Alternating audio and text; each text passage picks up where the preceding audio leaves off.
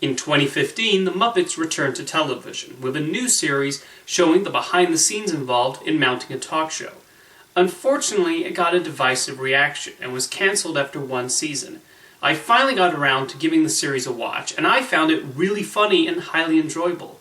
Why did it get such a mixed response from viewers? Well, let's take a look.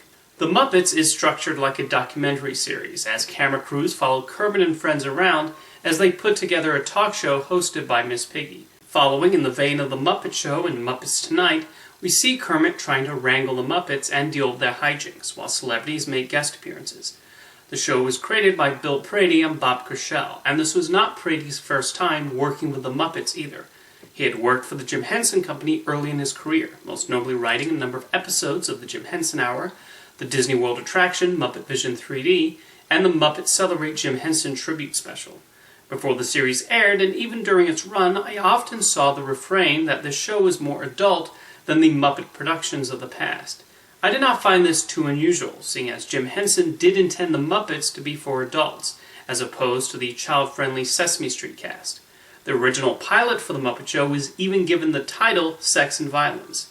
Now, I was not expecting something akin to Meet the Feebles or the Happy Time Murders, but the way people were going on about the series, it sounded like it would be risque in the vein of Matt Groening's shows like The Simpsons or Futurama, and not really. The writers still kept the Muppets largely family-friendly, and there was not anything that inappropriate for children.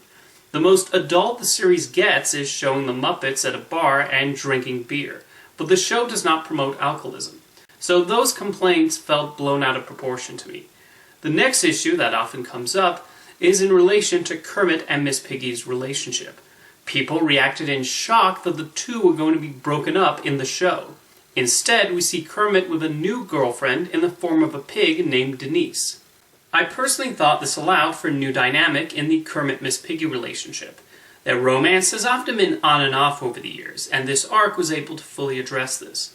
Denise, being an entertaining character in her own right, also helped, and I actually did like seeing the two of them together. The show definitely highlighted Miss Piggy's prima donna personality, which led to a number of hilarious scenes. The show was also criticized for portraying Kermit as being continually annoyed with the other Muppets. But hasn't that always been a part of his character? On The Muppet Show, you would see him blow a gasket whenever the Muppets would get on his nerves. The whole idea is that Kermit is the straight man, having to control a building full of wacky personalities. Since Jim Henson died, Kermit's flaws have not been emphasized as much, as great care has been taken to portray him as gentle and pure. So it was good to see the Muppets at least try to show his more complex side. Although the series is not without its heartwarming moments, which I'll get to later. As for the other Muppets, the decision to make Gonzo, Rizzo, and Pepe the head writers led to a creative pairing.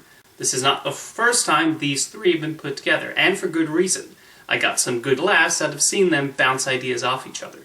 The show as a whole really managed to find the right roles for the Muppets. Having Fozzie as the announcer in the warm-up comic was extremely fitting, and the idea of having him date a human was also something funny and different. Sam the Eagle as the censor, the Swedish chef as the caterer, and Sweetums taking on various tasks like cue card holder were also appropriate. And of course we have Statler and Waldorf in the audience cracking jokes. There's a particularly good B-plot involving Statler messing with Fozzie's empathy when he accidentally hurts the critical old man. The many celebrity appearances are also well integrated into the series. In classic Muppet fashion, they play exaggerated versions of themselves. Kristen Chenoweth finds herself taking a trip with the Electric Mayhem Band, Josh Groban plays with his image when he becomes Miss Piggy's new boyfriend, and Jason Bateman tries to coerce Kermit to help them out, among other great guest spots. Part of the fun of the show is seeing the Muppets in the modern world and their place in Hollywood. As I said, we get some touching moments in between the comedy bits too. There's a lovely scene where Kermit plays the Rainbow Connection on his banjo. Within the context of the scene, he has built a recreation of his swamp in his backyard, and that adds to the sweetness of the moment. The show also goes out of its way to portray the emotional effect that Kermit breaking up with Miss Piggy has on her. I especially want to compliment Eric Jacobson's performance as Piggy. In addition to giving her many incredibly funny facial expressions, he does a great job of jumping between her aggressive scenes and the ones that tap into what she's feeling. There's an episode where her pigtail is revealed to the world, and we see her many emotions as she copes with this. After production of the first 9 episodes, ABC decided the show needed some tweaking. Bob Cashell left the series, and that 70s show writer, Kristen Newman, became the new showrunner. You'd think the change in creative leadership would be jarring, but Newman and the writers were able to make the transition seamless. They cleverly decided to respond to the network's request by having Kermit himself deal with network notes, and having the suggestions worked into the show's storyline. One of the biggest decisions made was to break up Kermit and Denise, which the series built up to, rather than doing in one fell swoop. This did add to Kermit and Miss Piggy's relationship, as we see the sparks slowly build between them again. Now, I will admit I do have a few minor quibbles with the show. My biggest question is, where's Walter? He does appear in the show's pilot presentation, so there are definitely plans to include him. Peter Linz also puppeteered a few side characters, so he was available to play Walter if the writers were willing.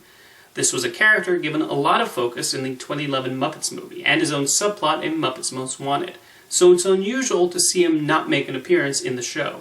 I understand the desire to give most of the attention to the classic Muppets, but they could have found a place for Walter on the production staff. I really hope he does not go the way of Clifford. One minute you are hosting Muppets Tonight, the next Kermit won't even add you on LinkedIn. I also think while the mockumentary format led to a few inspired gags, like Gonzo's annoyance with on-camera interviews, it was not entirely necessary. The show could have easily followed a 30 Rock approach to depicting the behind-the-scenes shenanigans. But neither of these were deal-breakers for me. While The Muppets did score 9 million viewers on its first episode, the ratings and viewership numbers continued to drop every week.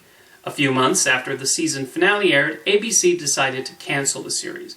That's a shame, but it's hard to argue against the dwindling ratings. The good news is the Muppets will be getting a new Disney Plus series, which will employ improv.